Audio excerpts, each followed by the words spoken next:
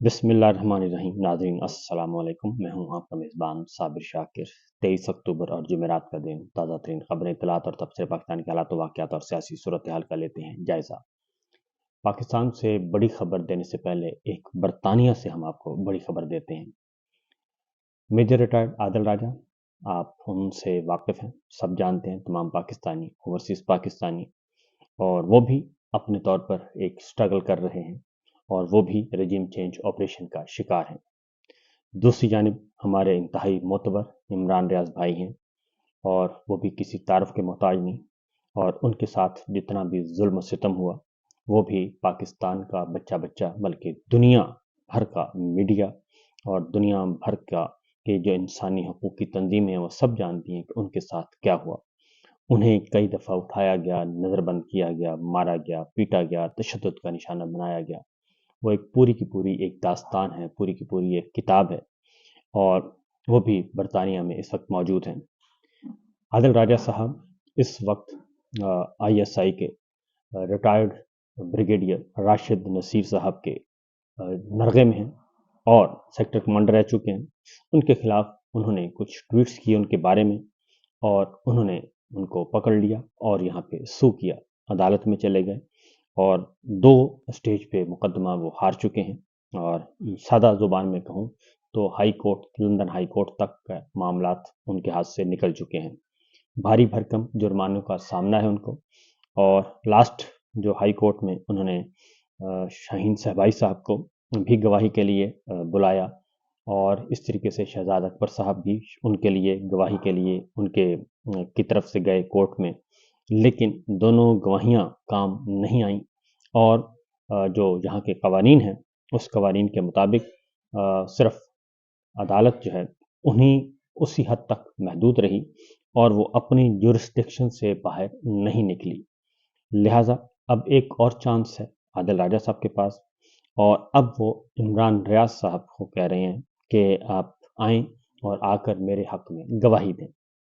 अब उन्होंने एक ख़त लिखा है, खुला ख़त। एक आपको बता दूं कि आदिल राजा साहब माजी में बहुत कुछ ऐसा करते रहे हैं, क्योंकि वो उनका सहाफ़त का बैकग्राउंड नहीं है, और वो काफ़ी दफ़ा वो आए, तनकीद का निशाना बने, और काफ़ी सख्त ज़ुबान इस्तेमाल करते हैं।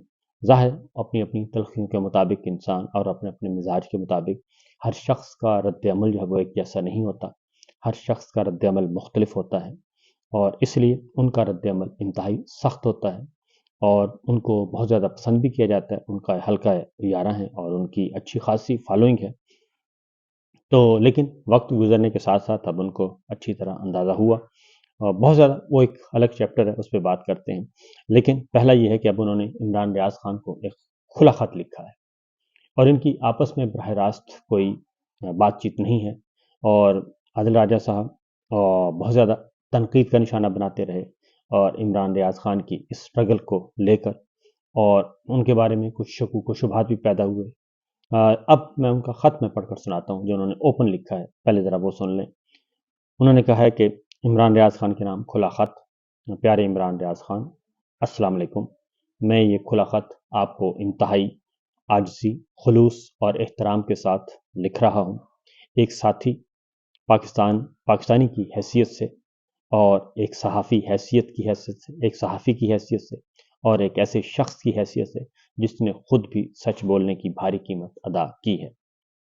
जैसा कि आप जानते हैं, मैं इस वक्त लंदन की रॉयल कोर्ट ऑफ जस्टिस में एक हद तक इज्जत के मुकदमे का सामना कर रहा हूँ, जो जून 22 में आईएसआई के एक हाजिर service brigadier sector commander Punjab ने आर्मी चीफ और डीजी आईएसआई की इजाज़त से दायर किया था, और जैसा कि उसने खुद अदालत में तस्लीम किया है कि ये वही ब्रिगेडियर है जिसे आपने खुद कई बार अवामी तौर पर पाकिस्तान में आपके अगवा और तशद्दुद का जिम्मेदार करार दिया है।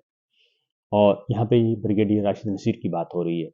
सेक्टर कमांडर लाहौर थे, और जब इमरान रियाज खान को जब सियालकोट से उठाया गया और मुतअद्दिद बार उनके साथ किया गया, तो ये सेक्टर कमांडर वही राशिद नसीर साहब हैं। तो उन्होंने कहा है, आदिल राजा लिखते हैं कि इमरान भाई, ये सिर्फ मेरी ज़ाती कानूनी जंग नहीं है, ये एक बहुत बड़ी जद्दोजहद का हिस्सा बन चुकी है। आज़ादी, जमहूरियत और सच्चाई की जंग जो इस्लामाबाद, یا لاہور میں نہیں بلکہ لندن کے دل میں لڑی جا رہی ہے، ایک ایسے عدالتی نظام میں جو اکثر حتی کہ عزت کی سیاحت کی راجدھانی کہلاتا ہے۔ سالوں سے آمرانہ قوتیں ان عدالتوں کا استعمال بیرونی ملک مخالف آوازوں کو خاموش کرانے کے لیے کرتی رہی ہیں، لیکن اس بار ہمارے پاس سچائی کے ذریعے ریکارڈ درست کرنے کا ایک نادر موقع ہے۔ میں آپ سے یہ عاجزانہ درخواست کر رہا ہوں کہ برائے مہربانی آگے آئیں اور اپنی گواہی کا بیان سچائی اور ایمانداری سے دیں، جو آپ نے پہلے ہی اپنے پلیٹ فارمز پر عوامی طور پر شیئر کیے ہیں، اپنے مصائب اور ذمہ دار افراد کے بارے میں۔ یہ گواہی میرے قانونی ٹیم کے ذریعے الیکٹرانک طور پر عدالت میں جمع کروائی جا سکتی ہے۔ اس مرحلے میں آپ کو ذاتی طور پر حاضر ہونے کی ضرورت نہیں۔ اب صرف 4 دن باقی ہیں، اب جب تک مجھے اپنی اپیل جمع کرانی ہے، وقت بہت کم ہے۔ عمران بھائی، یہ گزارش نتیجہ یا میرے بارے میں نہیں ہے، یہ ہماری مشترکہ جدوجہد کے بارے میں ہے، آزادی اظہار رائے اور ہر اس صحافی اور پاکستانی عزت کے بارے میں ہے جو دھمکیوں سے خاموش ہونے سے انکار کرتا ہے۔ آپ کی گواہی کا بیان ایک بار جمع ہونے کے بعد نہ صرف میری اپیل کی مدد کرے گا بلکہ یہ UK کی عدالتی ریکارڈ کا حصہ بن جائے گا، ایک تاریخی دستاویز جو آنے والی نسلیں اس وقت حوالہ دیں گی جب وہ مطالعہ کریں گی کہ سچائی اور ہمت نے فاشزم کے کیسے جہاد کیا۔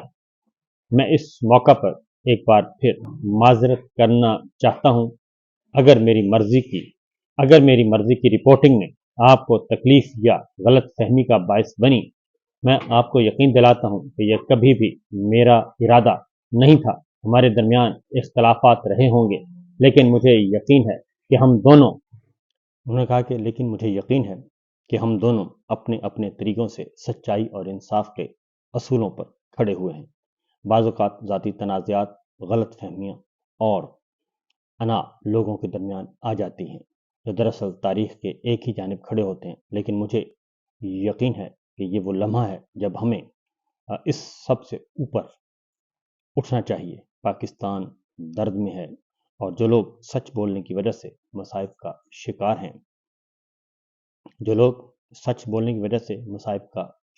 ہیں انہیں الگ نہیں بلکہ اکٹھے کھڑے ہونا چاہیے۔ عمران بھائی، یہ جو میرے اوپر آپ کا کوئی احسان نہیں ہے، آپ مجھ پر ذاتی طور پر کوئی قرض نہیں رکھتے، لیکن آپ سچائی پر، اس قوم پر جو آپ پر یقین رکھتی ہے اور ان لاکھوں لوگوں پر جو آپ کی آواز کی پیروی کرتے ہیں، اس امید پر کہ یہ انصاف کے لیے مضبوطی سے کھڑی ہے، قرض دار ہیں۔ آپ کا بیان نہ صرف اس کیس میں سچائی کو مضبوط کرے گا بلکہ یہ تاریخ میں ہمت اور ضمیر کی آواز کی ایک جدوجہد کے طور پر گونجے گا۔ اللہ تعالیٰ ہمیں دونوں کو وہ کرنے کی توفیق دے جو ہماری قوم، ہمارے لوگوں اور اس سچائی کے لیے درست ہے، جو ہم سے زیادہ زندہ رہے گی۔ خلوص، احترام اور دعاؤں کے ساتھ، عادل راجہ، لندن، برطانیہ۔ کھلا خط، 22 اکتوبر 2025۔ اب اس کا جواب دیا ہے عمران ریاض بھائی نے جی، اور انہوں نے بھی کہا ہے کہ آپ نے معافی مانگی، میں نے دل سے آپ کو معاف کر دیا۔ عمران ریاض بھائی لکھتے ہیں کہ وعلیکم السلام راجہ صاحب، آپ نے معافی مانگی، میں نے دل سے آپ کو معاف کر دیا، اور آئندہ امید کروں گا کہ آپ مرضی کی طرح میرے یا میری فیملی کے حوالے سے غلط معلومات شیئر نہیں کریں گے۔ چند چیزیں ریکارڈ پر رکھ لیجئے۔ مجھے اس کیس کی پہلی ہیئرنگ کے دوران نہ آپ نے اور نہ کسی اور نے گواہی کے لیے رابطہ کیا، اور نہ ہی عدالت نے بلوایا، جبکہ قانونی طور پر از خود آ کر گواہی دینے کا کوئی آپشن موجود نہیں ہے۔ اس کے باوجود سوشل میڈیا اکاؤنٹ سے پروپیگنڈا کروایا گیا۔ آپ کا کیس حد تک عزت کا انفرادی کیس ہے جو 2 اشخاص کے درمیان ہے، اور اس پورے کیس میں اس شخص نے آپ کی جن خبروں کو چیلنج کیا ہے ان میں سے ایک بھی خبر مجھ سے منسوب نہیں ہے۔ آپ کی ان خبروں کو سچ ثابت کرنے کے لیے میرے پاس کوئی ثبوت نہیں ہے، ورنہ میں آپ کو ضرور فراہم کرتا، اور ثبوت پیش نہ کر پانے کی وجہ سے ہی آپ کے خلاف پہلے بھی فیصلہ آیا ہے۔ یہ کیس انسانی حقوق، فوج کی سیاست میں مداخلت اور ایجنسی کی کارروائیوں کے خلاف نہیں، بلکہ ان خبروں پر ہے جنہیں بدقسمتی سے آپ عدالت میں ثابت نہ کر سکے، حتیٰ کہ شہزاد اکبر اور دیگر صحافی بھی وہاں بے بس نظر آئے۔ ان تمام چیزوں اور ماضی کی تصدیق کے باوجود میں نے یہ سارا کیس یہاں برطانیہ میں بہترین وکلا سے شیئر کیا جنہوں نے مندرجہ ذیل چیزیں میرے سامنے رکھی ہیں۔ عمران ریاض لکھتے ہیں کہ جی آپ کی اپیل کا سکوپ اس کیس میں نہایت محدود ہے۔ میری گواہی اس کیس میں irrelevant ہے۔ اگر میں گواہی دوں تب بھی یہ کیس آپ کے 100% ہاریں گے اور آپ کو میری گواہی سے کوئی فائدہ نہیں ہوگا۔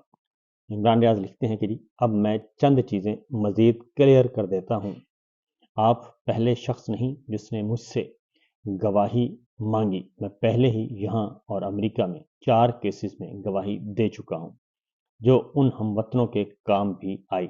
میں اقوام متحدہ اور یورپی یونین میں بھی اسٹیٹمنٹ جمع کروائی ہوئی ہے اور مستقبل میں بھی کچھ کیسز پر کام کر رہا ہوں۔ اب آتے ہیں اس بات کی طرف کہ میں آپ کے کیس میں گواہی کیوں نہیں دوں گا۔ آپ کو جذباتیت چھوڑ کر یہ بات سمجھنی چاہیے کہ اس بار ISI یہ چاہتی ہے کہ میں بھی اس کیس کی ہار میں شراکت دار بن جاؤں تاکہ وہ پاکستان میں میرے خلاف پروپیگنڈا کریں کہ عمران ریاض خان برطانوی عدالت میں جھوٹا قرار، ISI کے اغوا اور تشدد کے الزامات غلط ثابت۔ مجھے نہیں لگتا کہ مجھے خود انہیں ایسے موقع دینا چاہیے۔ میرا کیس ایجنسیوں کے لیے ایک چیلنج ہے۔ اسے ایسے ضائع کرنا اس موقع پر عقل مندی نہیں ہے۔ آپ سوشل میڈیا کے بجائے مجھ سے براہ راست بھی رابطہ کر سکتے ہیں۔ تو یہ 2 خطوط آ چکے ہیں جناب آمنے سامنے، عمران ریاض اینڈ عادل راجہ صاحب۔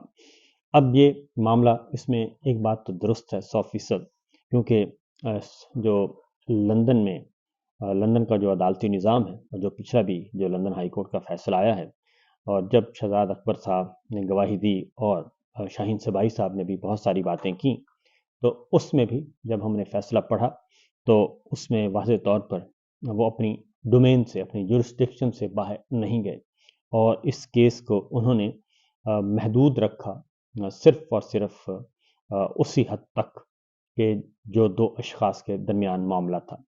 اور اگلی بات، اس کیس کی صرف ایک فائدہ ہوا لندن ہائی کورٹ کے اس فیصلے کا، عادل راجہ صاحب کا جو تنازع چل رہا ہے، ایک بہت بڑا اس میں آیا، کیونکہ اس میں فیکٹ فائنڈنگ ٹیم جو ہے اس کی FFT کی جو رپورٹ ہے وہ شامل کی گئی تھی شہید ارشد شریف صاحب کے قتل کے بارے میں، جو تحقیقاتی ٹیم پہلی بنی، اسے فیکٹ فائنڈنگ ٹیم کا نام دیا گیا ہے، FFT کہتے ہیں اس کو۔ تو اس میں جو 2 افسروں نے، ایک انٹیلیجنس بیورو کے افسر تھے اور ایک پولیس کے، 2 افسروں نے کینیا کا بھی دورہ کیا تھا اور مختلف اسٹیٹمنٹس ریکارڈ کی تھیں، اور انہوں نے بڑی ہی محنت کے ساتھ وہ رپورٹ تیار کی اور اس میں شہید ارشد شریف صاحب کے قتل کے بارے میں بہت سارے جو کھرے ہیں، جو نشاندہی ہیں، وہ کر دی تھی، اور انہوں نے بتا دیا تھا کہ اس ڈائریکشن پہ اگر آپ جائیں گے تو آپ شہید ارشد شریف کے قاتلوں اور منصوبہ سازوں تک پہنچ سکتے ہیں اور یہ کیس مزید کھل کر سامنے آ سکتا ہے۔ وہ بہت ہی بہترین رپورٹ ہے اور اس میں اس نے بڑی محنت کی ہے ان دونوں افسروں نے، اور ان کی ہمت کو، استقامت کو داد دینی چاہیے کہ وہ پریشر میں نہیں آئے۔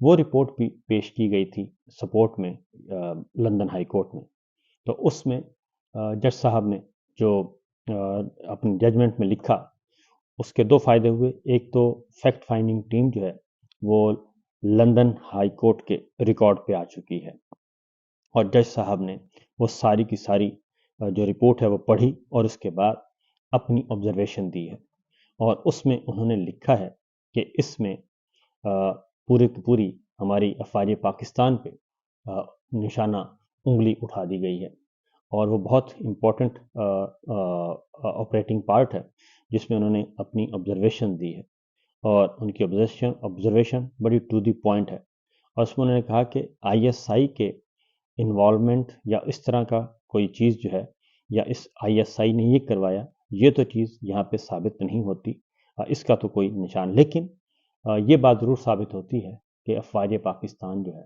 پاک آرمی، وہ اس میں اس کا اس قتل کے ساتھ کوئی نہ کوئی لنک بنتا ہے، اور وہ اس کے میں آپ کو بڑا ہی اس کا لنک بنتا ہے، اور مطلب یہی تھا کہ وہ اس سے بھی بڑی بات انہوں نے لندن ہائی کورٹ نے کر دی ہے اس فیصلے میں، اور وہ بہت ہی میننگ فل ہے۔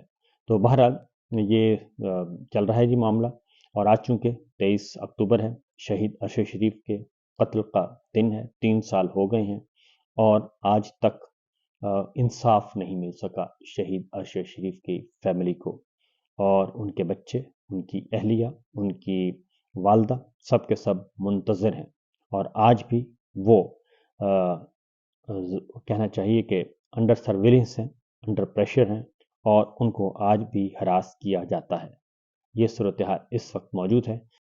تو آج شہید ارشد شریف کی برسی منائی جا رہی ہے، یہ بلکہ برسی نہیں کہنا چاہیے، بلکہ یہ کہنا چاہیے کہ 3 سال ان کو ابھی تک انصاف نہیں ملا، اور انصاف کی متلاشی اور انصاف کے حصول کے مطالبے کے لیے آج ہم پھر آواز اٹھا رہے ہیں۔